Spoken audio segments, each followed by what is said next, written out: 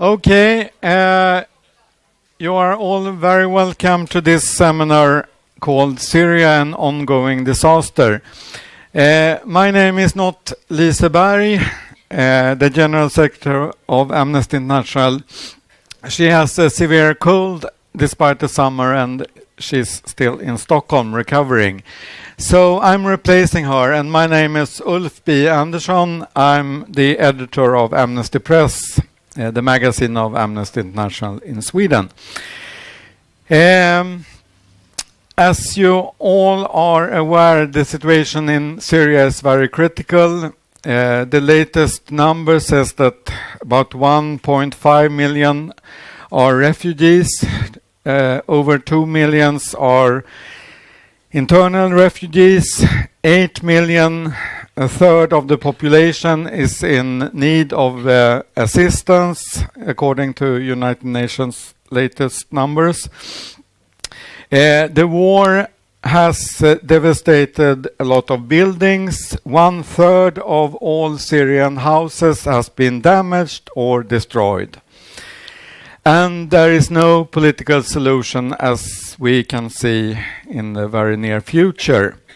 In this seminar, we will try to sort out some of these complex questions. We will discuss the role of women, the humanitarian situation, what Sweden are doing, and also look into the future. It's only 1 hour and a lot of questions, and I have a very distinguished panel. It's Gunilla Carlsson, Swedish Minister for Development and Cooperation, Rafa Al-Masri, journalist from Syria, Lena Ag, the Secretary General of Kvinna till Kvinna Foundation, and Katarina Bergehed, Syria Coordinator for Amnesty International in Sweden. And there are some practical rules at these seminars.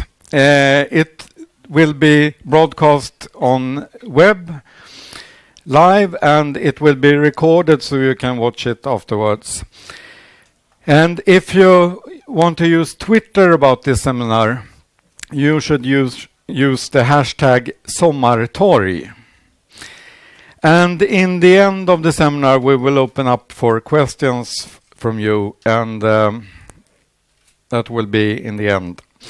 And after this seminar, there will be a break, but then at 5:45, 17:45, there will be a security policy foreplay, or what you call it, with the Green Party. And after the Green Party, there will be the same foreplay with the Center Party. So I think it will be very interesting. It will be 2 MPs, Bodil Ceballos and Kerstin Lundgren. And it will start at 5:45. I first would give the floor to Rafa Al-Masri. You are now residing in Sweden, but you have been working as a journalist in the beginning of the protests in Syria in 2011. And can you tell us something about the conditions working as a journalist? Yeah, of course. Thank you so much. Actually, I worked in Syria as a journalist for 2 years, and what I really want to concentrate on that the journalists in Syria are now in really danger because they are targeted from the regime and from the opposition group, and of course the armed group. Now I am working with Radio Rosanna. It's actually a radio based in France, and this radio or other radios, it's actually like with the other radios, it's the alternative media, because the old media, like the channels and all the channels that are supported from Saudi Arabia, Qatar, wherever, they are using these journalists in Syria. They are making them bring the news with very cheap prices, but in the same time they are in danger, and sometimes they kidnapping them for to take some money or something else. But so we need to protect these journalists in Syria. And I come to here. I was so lucky that I come to here. But like thousands of journalists now in Syria are in danger. And a lot of journalists has been killed also. Yeah, actually, the number that they were talking about, 3,000 journalists killed in Syria, is not really the actual number, because the number is much bigger. And the citizen journalists, they're working now in Syria. These are the real journalists, not the journalists that went to Syria and go out of Syria. But as a journalist, how can you... what is your opinion about the picture we get from the Syrian conflict? Is it very much propaganda from both sides, or who can you trust? Actually, I can trust this alternative media, the journalists themselves, the Syrians themselves are working on this media. And sometimes they pay for this media. They publish it by themselves on the radios and everything. They do it by themselves. So I can trust them more than this propaganda from both sides. And the present situation now on the ground in Syria, there has been a lot of talks that the army has made some victories together with the Hezbollah militia from Lebanon. Is it true that the different rebel groups are losing their power? Yeah. Yes, actually, in Syria now the rebels are losing Homs and part of Aleppo, and they cannot make more achievements inside Syria. And because they are divided, like we have many of them, and some of them are very conservative. You know, the Islamists, who they are extremely or extremists. Islamics, and we have also the Palestinian Army, Jabhat al-Nusra, all of them, and Jabhat al-Nusra in 2012, America has declared that it's one of the terrorist group. So actually we have many groups now fighting in Syria and fighting against each other. They forget that we are fighting for our freedom. So it's a very fragmented opposition, armed opposition, different groups fighting each other. Yeah, and they are representing someone else, like they're representing Saudi Arabia, Qatar, Iran. Each part of them are representing their another part outside of Syria.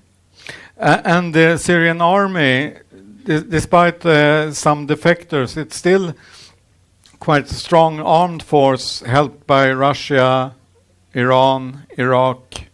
Yeah, actually now we have the third part, which is Hezbollah fighters who are coming inside Syria, and they are fighting with the regime, and they are making lots of achievements inside Syria. So now we stop trusting these groups. We stop trusting this war. We need a solution. Of course, the solution would be something different. And United Nations has tried to estimate also the number of people killed in the civil war in Syria, and the latest estimate is 93,000. And they have made a documentation out of different Syrian databases and trying to put numbers together, and some people say that it's much higher than 93,000, but they say that it's quite constant. It's about 5,000 people killed every month in Syria. Yeah. And the vast majority of them are men, about 83%, and 7% women, and the rest is not known what sex they have. But would you say that most of the people, are they killed in battles, or are there still massacres and deliberate killing of civilians? Yeah, the regime continue doing the massacres around the cities in Syria. And actually now in Syria, in every city we have a massacre, and the name of the massacres, like massacres Khan al-Sheikh, massacres Daraya, massacre Al-Qusayr, and now we have like a massacre Khan al-Sheikh too, massacre Al-Qusayr too. Now we have massacres every day, and it's not we're talking about 10 or 20, sometimes we're talking about 50 or more.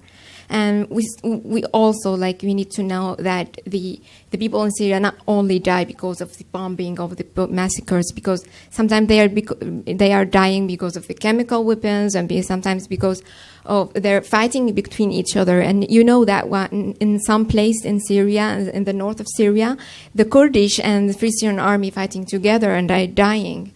So I think it's complicated now. Well, would you say it's confirmed that chemical weapons has been used? I think that many researchers, like with the doctors inside Syria, they defined 10 different kind of chemical weapons used in homes in Khan al-Asal in Aleppo and in the countryside of Damascus. And our friends, our activists, they talk about some kind of these weapons and how they die, and it's impossible to be like this. It's really true. Okay, but there has still not been any independent confirmation. Yeah, because the regime are not letting anybody to get in Syria and do the investigations. Okay, Katarina Bergehed. Syria has been a favorite country for Amnesty International for many years, and you have been working very actively for 10, 15 years? 20 years. Yeah. 22 years. And the present regime has been in power since 1962. And it was one of the worst human rights situations in the Middle East before 2011. Can you say something about the human rights situation today? Yes, apart from what we heard so far, you were talking about the refugees. Of course, in addition to these 1.5 million refugees outside the country, there are at least 4 million internally displaced persons, civilians, of course. And Amnesty has seen that the refugees inside Syria that are most vulnerable at the moment are the ones that are situated in the areas controlled by the rebels, because these areas are also constantly bombed from the air by the regime. So many of these people that Amnesty has interviewed also on the ground, has escaped not just once, but maybe twice, 3, 4 times, always trying to find safety, which is, of course, not available in these areas as they are under constant attack. But apart from the refugee issue, I would also like to highlight other human rights issues that are often neglected at the moment in media. Because what we are talking about is, of course, tens of thousands of prisoners in Syria. I would say that nobody knows the exact number. What I've heard from activists inside Syria and so on is an estimation of about 80,000 prisoners. These prisoners are held in the most alarming, awful condition that you can imagine. People being held in really small rooms, being neglected, food, water, under torture, of course, and nobody knows exactly where they are. Amnesty has asked many times, of course, the authorities to actually publish, a list. Where are they held? Because the prisons and the pre-trial detentions centers are not sufficient. So, of course, other buildings, other places are used. What we know today is also that these people that are held in prison, often they are arrested and held by one of the many different intelligence services or secret services. There are a lot of them, and some of them are, of course, has a worse reputation and are more ruthless than others. They are routinely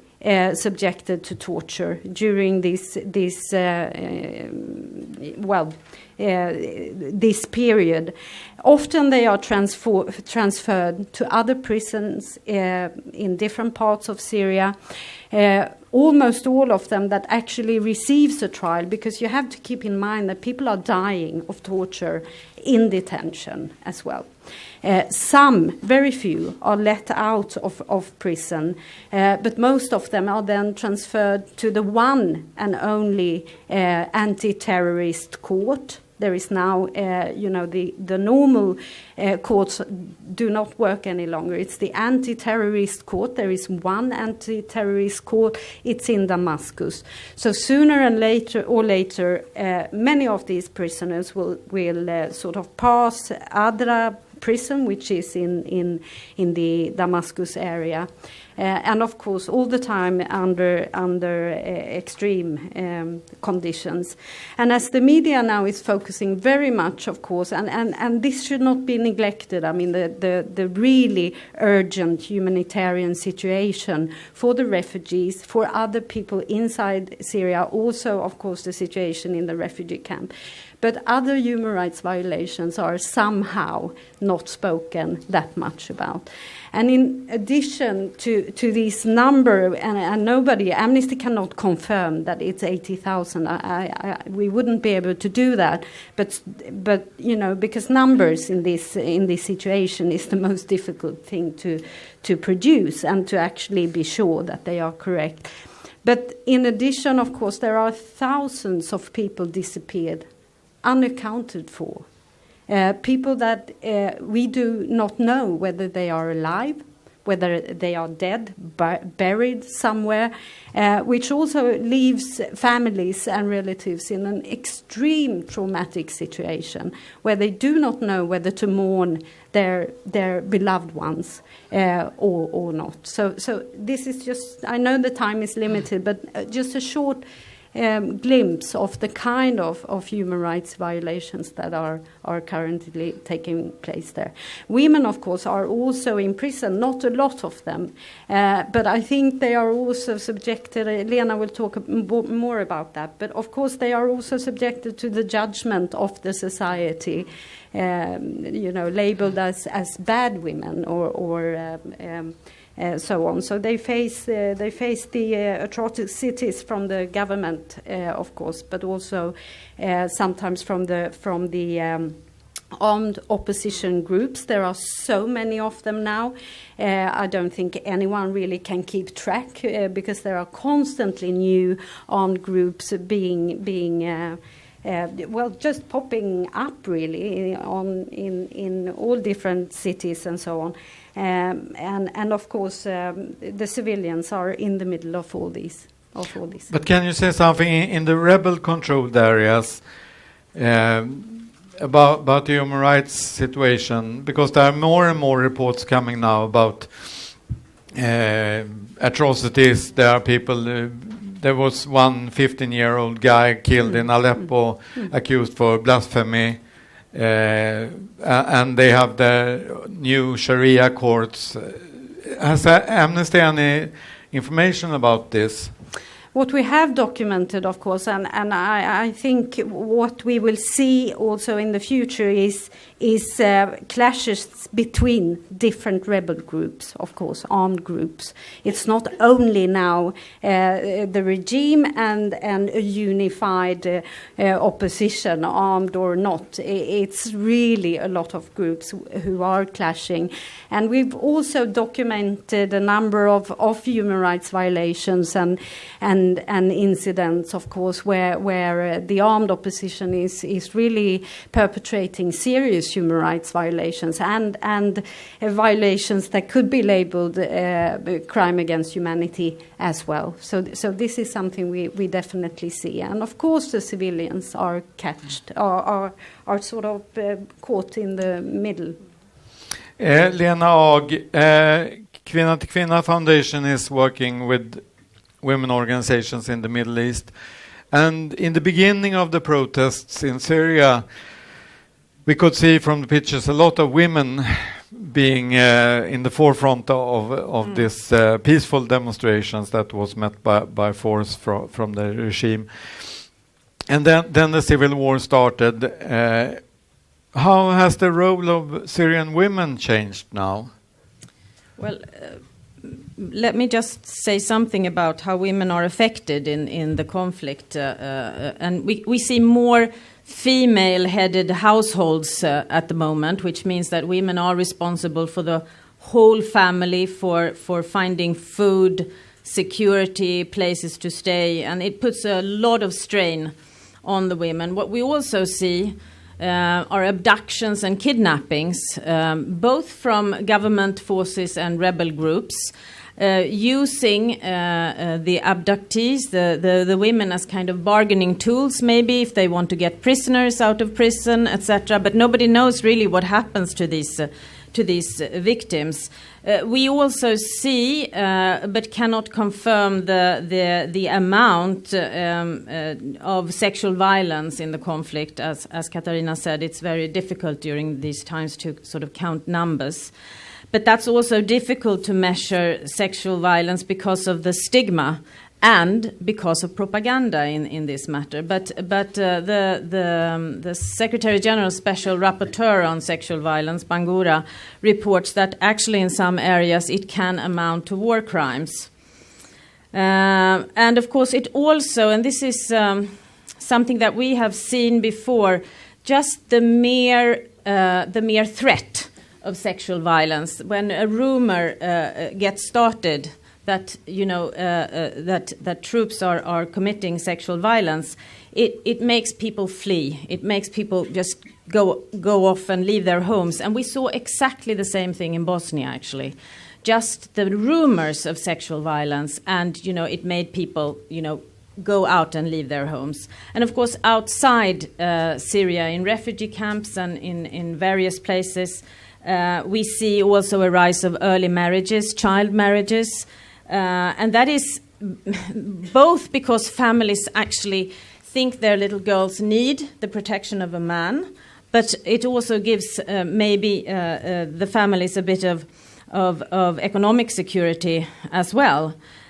We see trafficking, prostitution. Our partners in Egypt report this to us, and not all the Syrian refugees are in camps, actually. They are also in private homes, etc.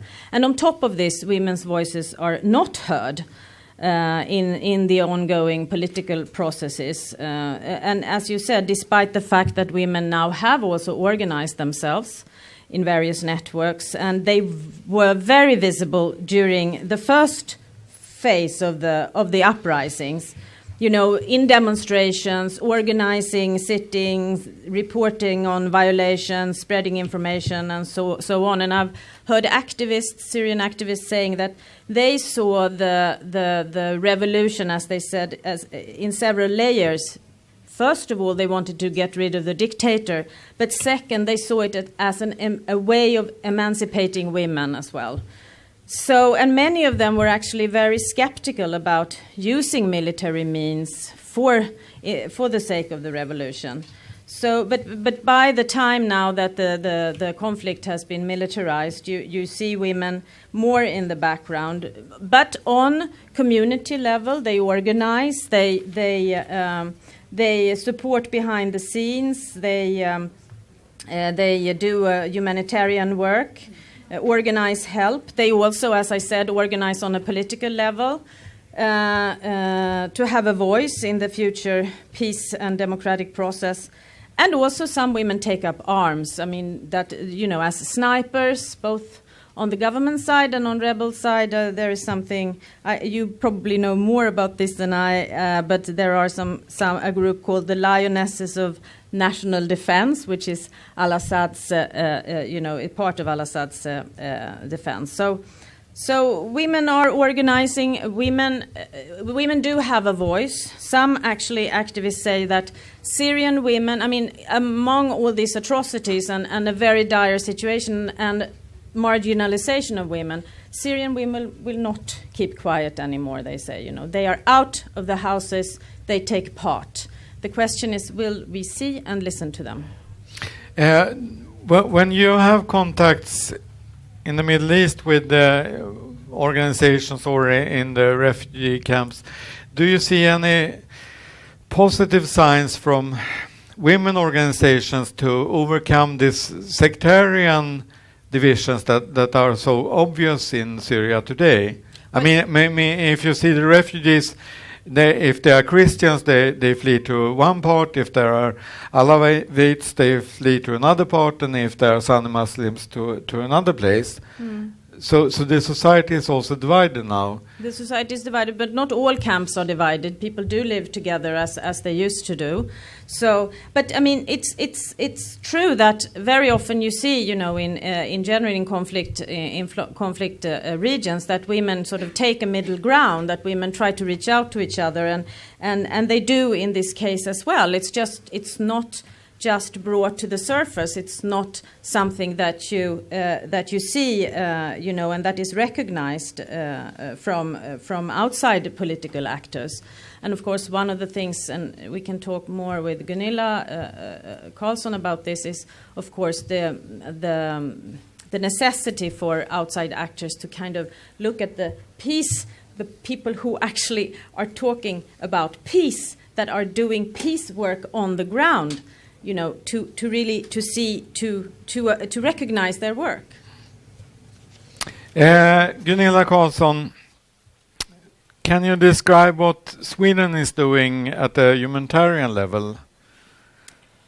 Well, thank you. We try to do whatever we can to this man-made disaster that I think are so hard to understand what's actually going on and the magnitude of the needs.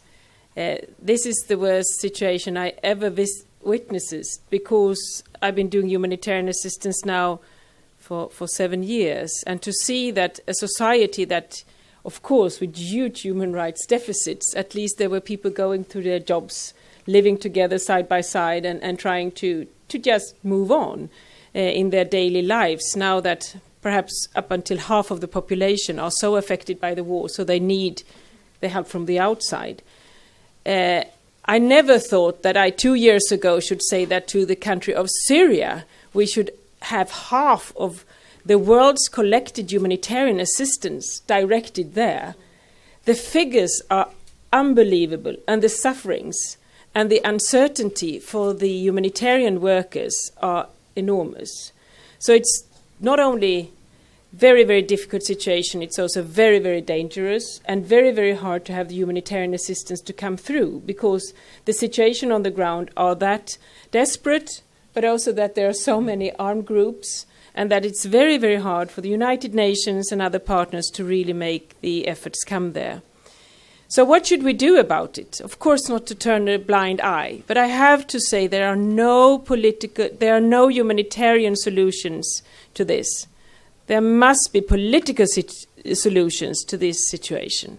What we can do with humanitarian assistance is, of course, trying to do what we can. And so far, last year we had about 250 million Swedish crowns. Now alone this year already about 150 million. But now there was this big appeal from the UN, and we are, of course, via SIDA looking into that and will soon come back.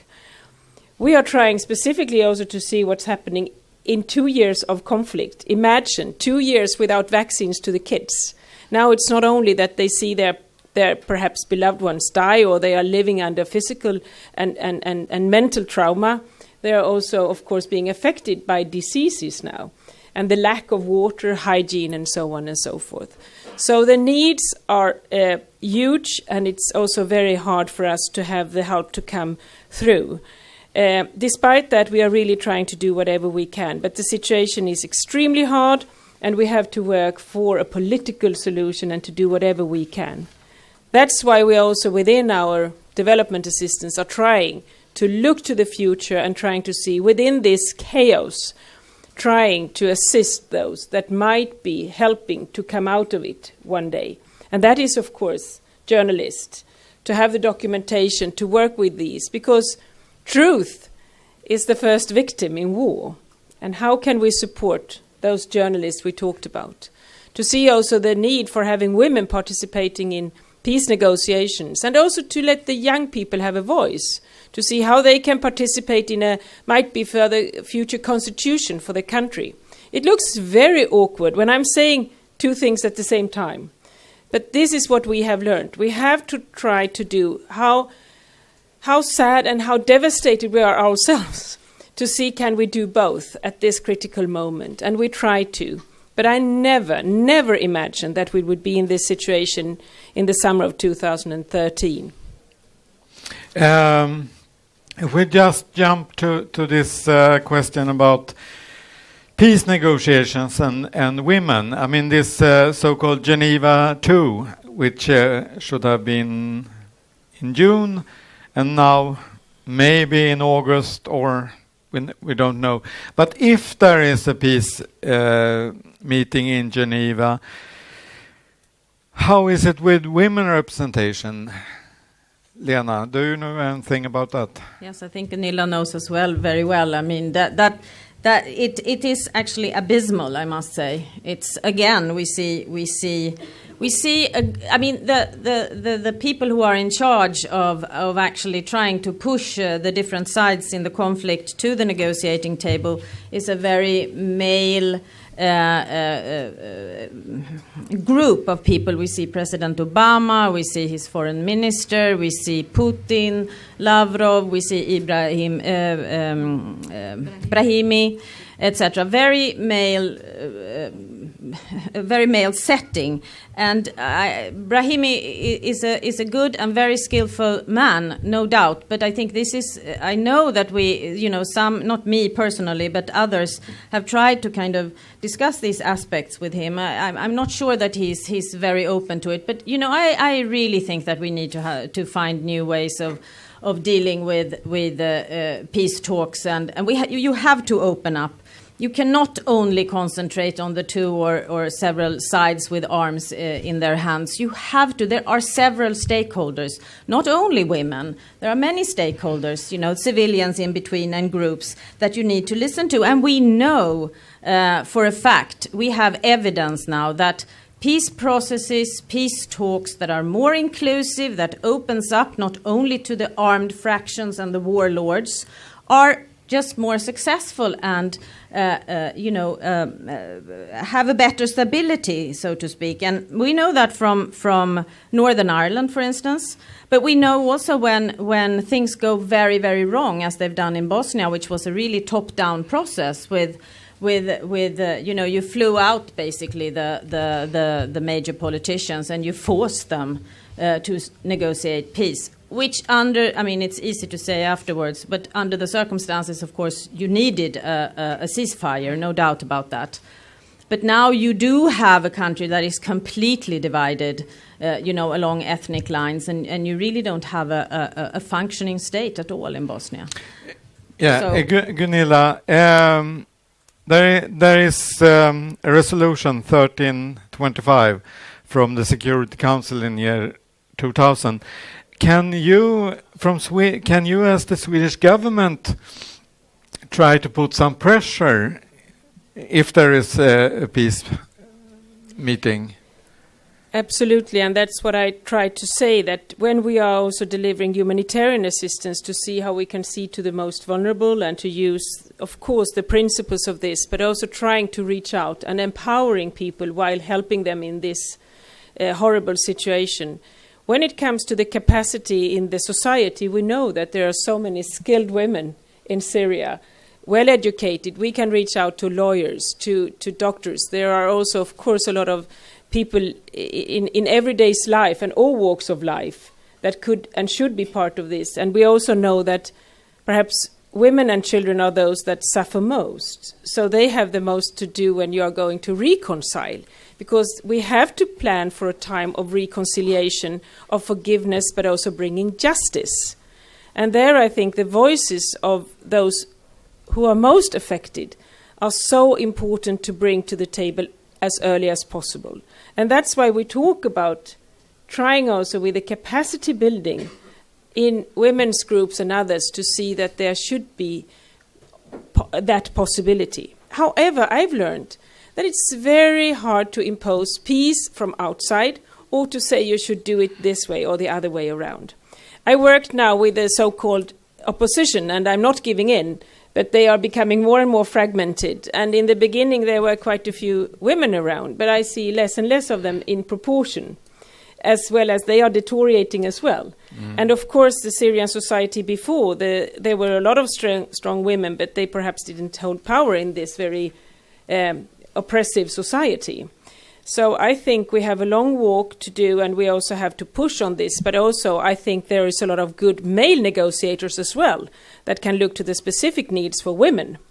So the main thing is really to voice these concerns that we do have for the young generation of Syria and for the women. And that, of course, is part and parcel of our work and has been for a long while, and we now work with it much more extensively. I know that Sven Erik is here working from Folke Bernadotte Academy. I think Sweden, when it comes to civilian capacity and crisis management, and also with our research, I think we are among those that are perhaps the most active in this regards in many sectors to trying to push for this.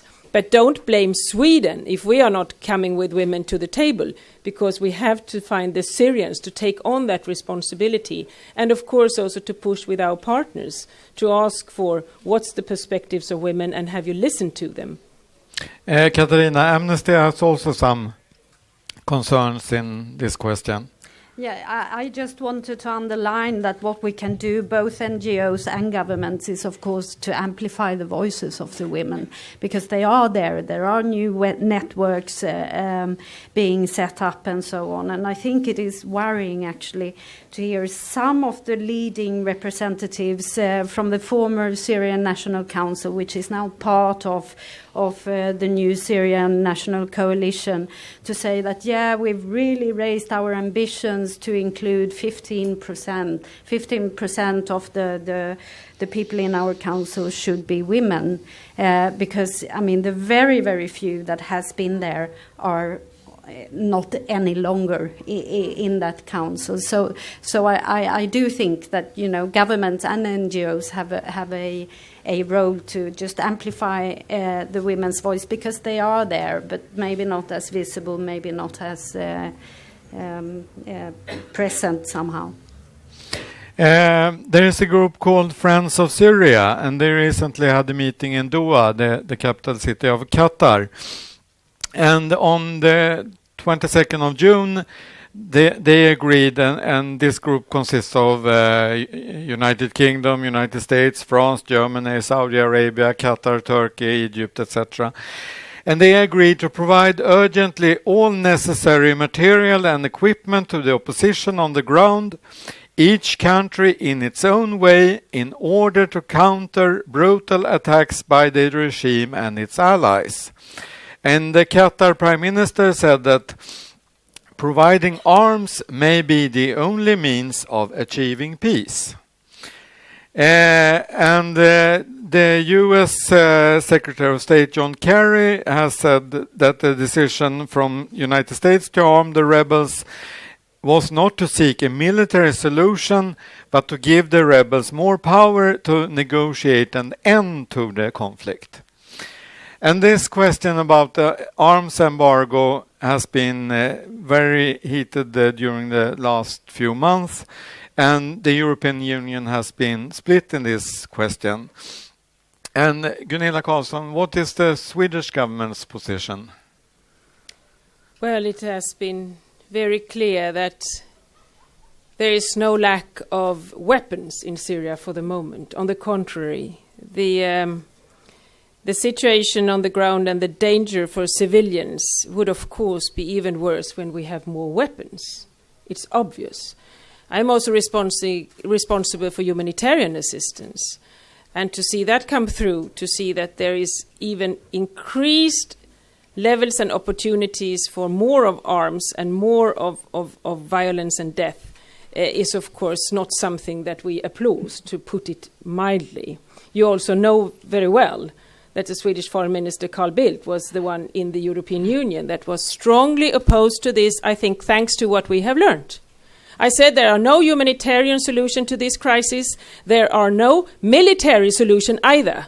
There must be a political solution, and you have to stand towards that and to relate to what we know about these kind of situations. And I've been in this long enough. Iraq, Afghanistan, Libya. Haven't they learned? Don't they understand? And I think also the trauma we might cause with doing this, because I'm quite sure that it's underestimated from day one how strong this regime was. And if you believe that people in this world should live with peaceful means, you should use talks and hold people accountable to their deeds and what they are doing with talking to them and not trying to force them with arms. And we have been extremely clear on this from day one. And the argument from the Western powers arming the rebels is that it will change the military situation on the ground and it will force the regime to come to the negotiation table.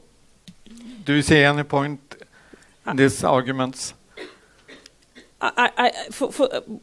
I don't know how strong others would emphasize this, but when I see the dangers on the ground and how the things are deteriorating, and actually that the regime for the moment seems to have the winning side in this, it might become even more dangerous to be still in Syria. And I think that it's really not, it's a very costly way to try to bring peace with weapons. And that's why I'm so strongly against it, due to my obligations in the Swedish government. And we have been arguing this also to see that how can you solve the situation, and using also the power of the United Nations and trying to bring people to the table. Now it looks also that the different parts in you call it the so-called West, but there is of course also that you give others the opportunity to also continue to raise their ambitions when it comes to arms. So I think it's really a very, very dangerous way to walk. And I'm really sad that we didn't manage within the European Union. My foreign minister wouldn't have put it so clear that I'm doing, because he really wants European Union to have a role to play in future of Syria. So we need to stick together. And I think we are repeating the same mistakes that we have done before in the Middle East, and we are throwing the whole region back to I shouldn't say medieval times, but when we see to the economic and physical losses, but also lives lost, and also how people now are against each other that still used to live together. It takes so many years to reconcile and come over this. And the more people dead, the more violence, and the longer we continue with this, I think it harder it will be to come to the negotiation tables, I'm afraid. But I might be wrong, but it hasn't been proved now, and we will see how this can turn. But it hasn't turned for these 2 last years. And in the beginning, it was described as a walk in the park. And again, I see now what's happening in Iraq. Everything is very fragile. I see what we miscalculated in Libya.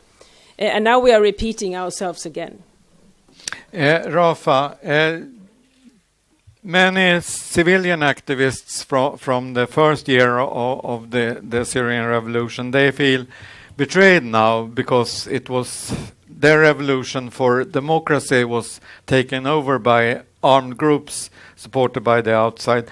But still, a lot of Syrian, also in Sweden, they demand arms for the rebels. What is your opinion about that? I don't think that Syrians are demanding arms. The Syrians, like the real Syrians and the people inside Syria, are so tired. They need to rest. They just need to end this violence. I don't think Syrians want any more arms. Go to the Syrian refugees in Jordan, in Turkey, in Lebanon, and here in Sweden. I live in a camp. I live with many Syrians, and they are more pro-Bashar al-Assad, and most of them are from the opposition. And they, in the same times, all of them, they saying, we don't need any more arms. We need peace for Syria. Katarina, you wanted to say something. No, I just wanted to add that now we hear the focus when it comes to arming the opposition, but I really want to underline also that that Sweden and other countries should do more to put pressure also on Russia that are arming, and other countries that are arming the government, because that's the other part of the story. Still, a lot of arms are also coming still, and more advanced arms.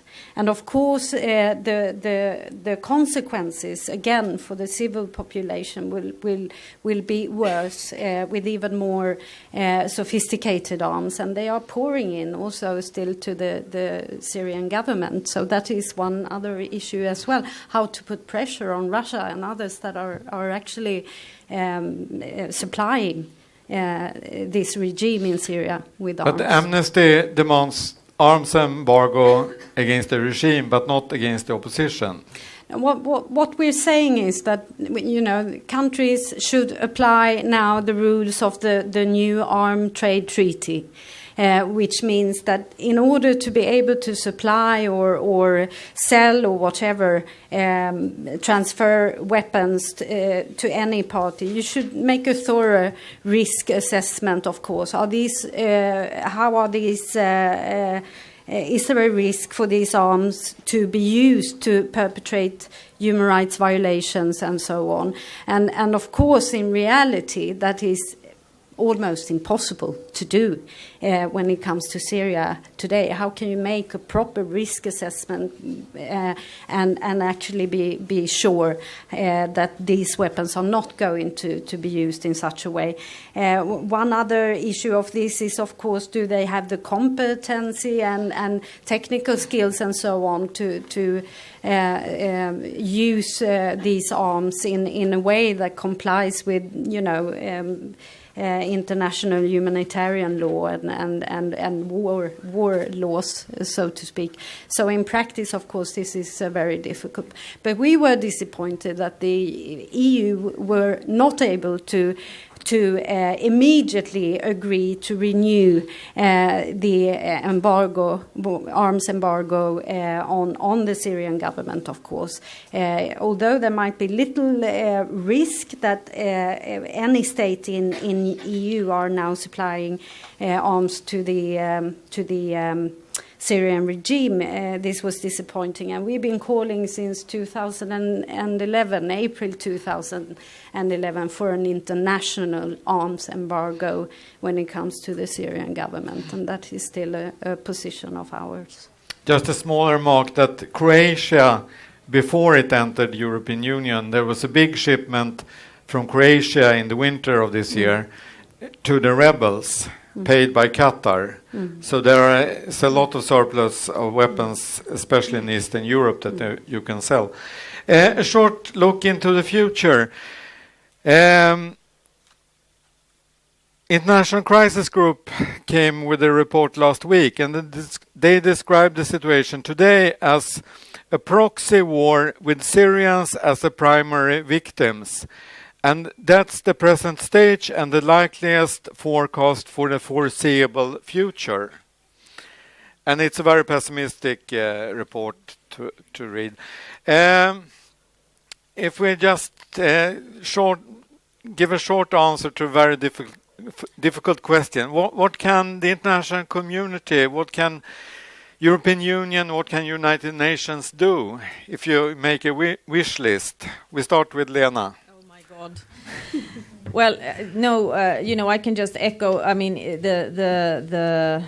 looks very grim at the moment, but I think, you know, to opt out is not an option, and I completely agree with Gunilla Carlsson. You know, that there is just no other solution to this than a political solution. Arms will not create peace in Syria, for sure.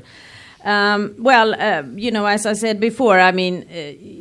You know, I think you have to widen and you know your outlook and look for the peace builders in the Syrian society, to look for the people who are actually advocating for peaceful solutions. However, that is, of course, I mean, we cannot be naive at this point. You know, this is a very difficult issue, but you would need to do this. You would need to find new ways, more inclusive ways, because there are many stakeholders here, not only the armed groups, of course. Can I just also say that in Kvinna till Kvinna we're trying to rally support around a project that we're doing with Bosnian and Syrian women to put them together to learn from Bosnian women's experiences, what went wrong for them in their advocacy and what can maybe Syrian women learn to maybe leapfrog a bit, on these issues of women's participation for the future of Syria.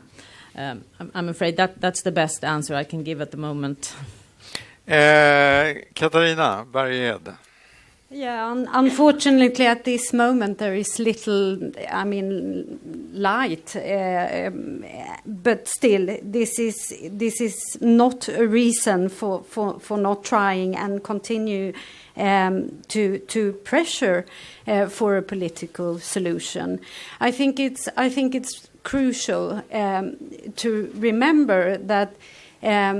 The future will very much be shaped of in what way this regime falls.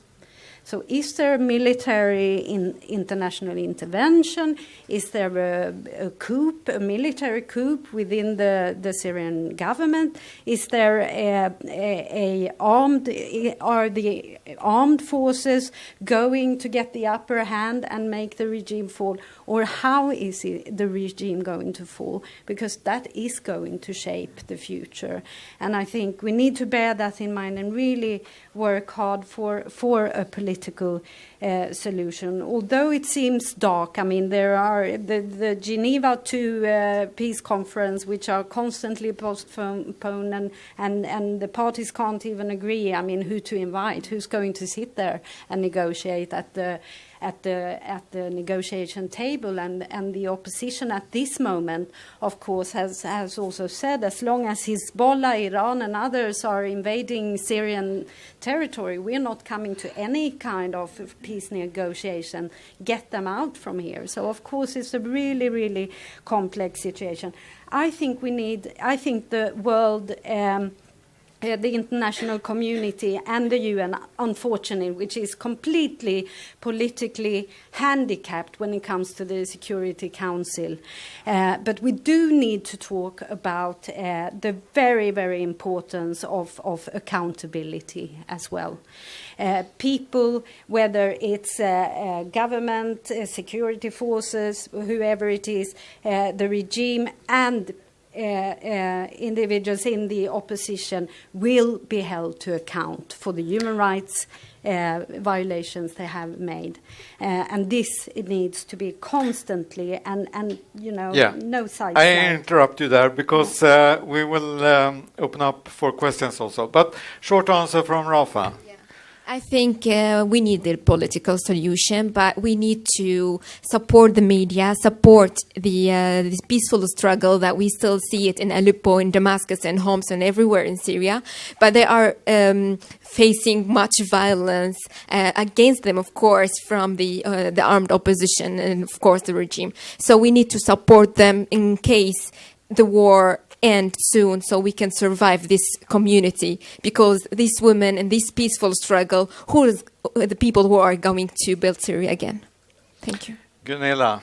And as I said in the beginning, this is what Rafa is saying we really try to do, despite difficulties, to see that we can support justice and the truth, and to strengthen those that could take the future of Syria in their hands. But it's of course also to hold all actors accountable if they want a political solution or not, and to stand behind United Nations and Lakhdar Brahimi, that is the joint special representative, and to listen to him and to give him an opportunity to work. I think also it's very important, we haven't talked upon it, but to strengthen the neighboring countries that are suffering enormously and that are carrying a lot of weight on their tiny shoulders to host so many refugees. And I'm really, really worried specifically for Lebanon, but of course also for Jordan. And continue with our humanitarian assistance. It's just like Band-Aid, but at least it's something.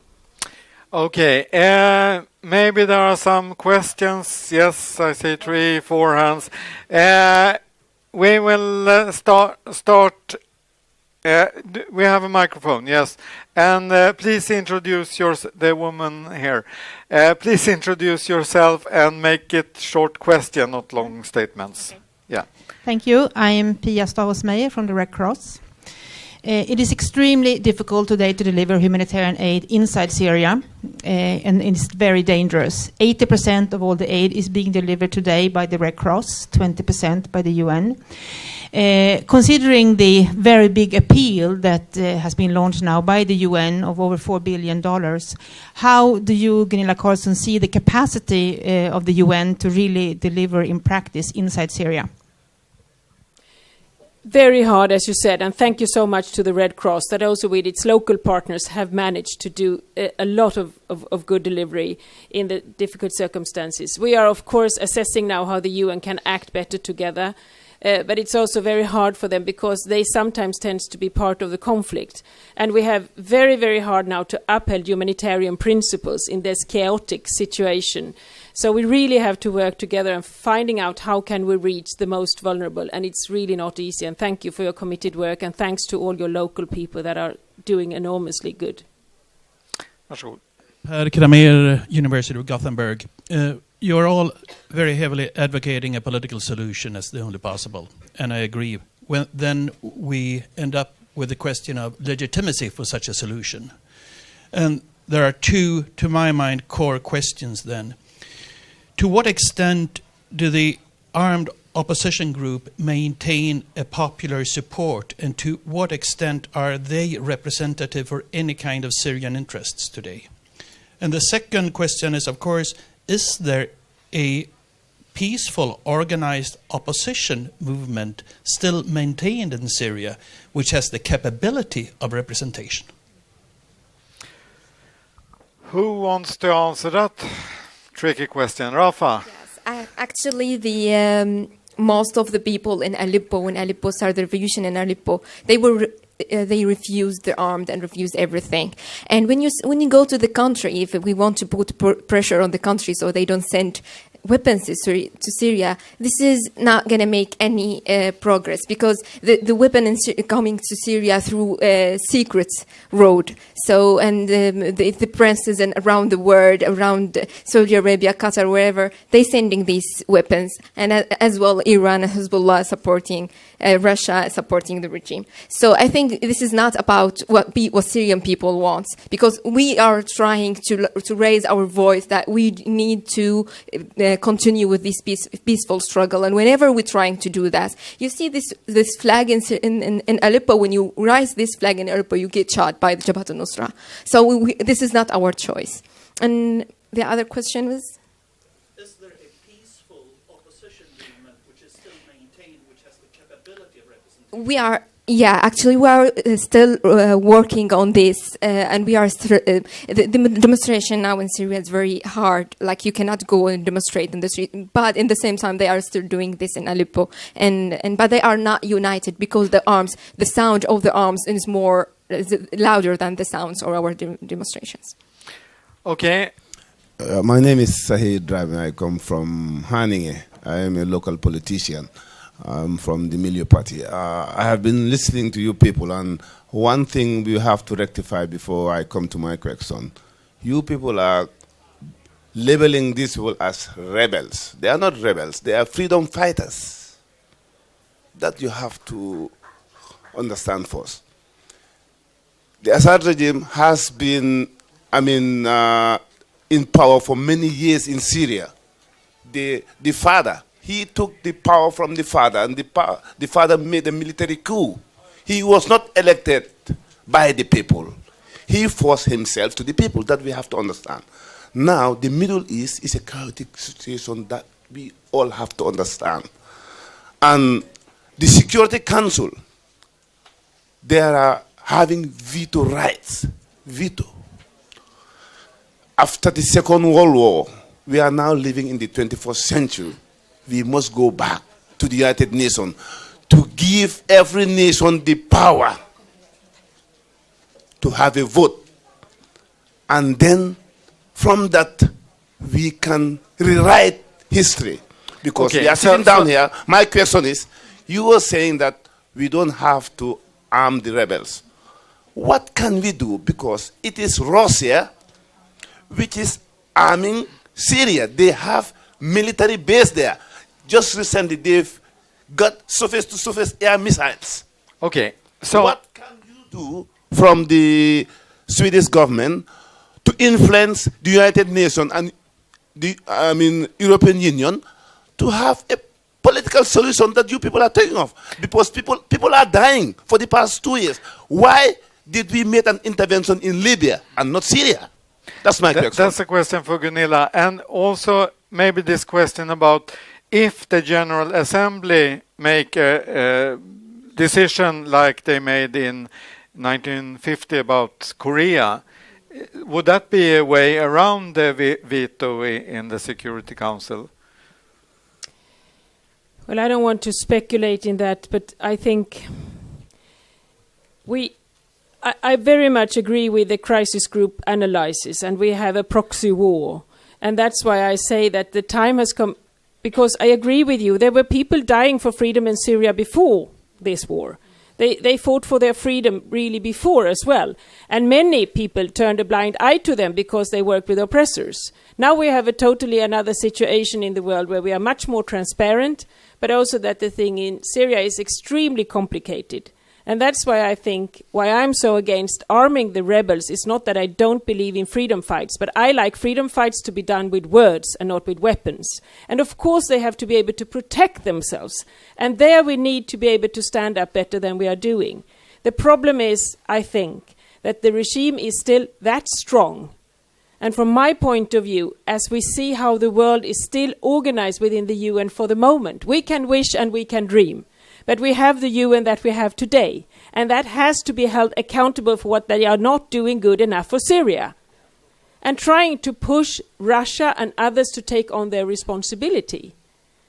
And that's why I think we need a political solution and negotiate that, and to be able, each and every one of us, to step down a little bit from our high horses and to realize facts on the ground and trying to stop this bloodshed, the sooner the better. And that's why I'm arguing for a really broad perspective here when we are talking about a political solution, because it's so hard and extremely difficult and dangerous. Okay, and the question about why Libya and not Syria, that's 60... Because, no, it's a 60 minutes seminar. And the last question to the gentleman over there. Hi. Is it room for 2 questions? Very short. Yes, okay. My name is Anna Sjöblom from Doctors Without Borders, MSF. And my question is actually a little bit the same as the Red Cross, because we're both humanitarian organizations. And it's very difficult today for humanitarian aid to reach the population in Syria. And we are present in the northern part, where it's even more difficult in several ways, with cross-border activities, and also where the UN doesn't reach out and where not so many actors are present. And I'm really a bit questioning the 80% Red Cross and the 20% UN, because that leaves 0% for the other organization actually doing something also in Syria today. As you said, Lena Ag and Rafa, a lot of it is done by local networks and solidarity groups, but they don't have the resources to work. And we are working in the healthcare sector. We see that they're lacking medicines, medical equipment, everything. And my question then to Gunilla Carlsson is like, can we be like a little bit more flexible here? This is an extreme situation. We need to reach out to the people in need. And we, MSF, has had to do a lot of things that we normally don't do in conflict. Okay. Yes, this is also, we are trying very hard with the flexibility and to be more innovative and trying to find whatever resources we can. But it's also that we have to have the legitimacy that it might go wrong as well. And I think that's why it's so good that we have this open discussion. Should we open up? But what I'm really worried about is that we violate the humanitarian principles while being very flexible and very innovative. You see my point? So that's why we are really trying hard, and that's why we work very much with the locals and how can we deliver the money and the equipment directly there. And there are so many, the opportunities to stop a truckload with all these obstacles that are there from armed groups, from criminals, from many different actors. it's so difficult and so dangerous. I haven't seen it before. And that's why it's easy to say that help them more. But the problem is, how can we reach them in there? Yes, we are trying, and we also asked to be more innovative. And thank you also for your hard work.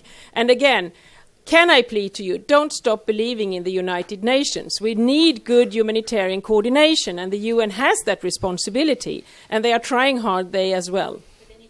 Okay, so now we are on overtime here. So the last question to the gentleman there. Hi, my name is Nick, and I just moved from Lebanon about a month ago after living there for 2 years. Lived in Syria for 2 years before that, and I'm interested to know what you mentioned from the Amnesty International perspective that the assumption is that Assad will fall, and there's always the question between Assad leaving and the Assad regime.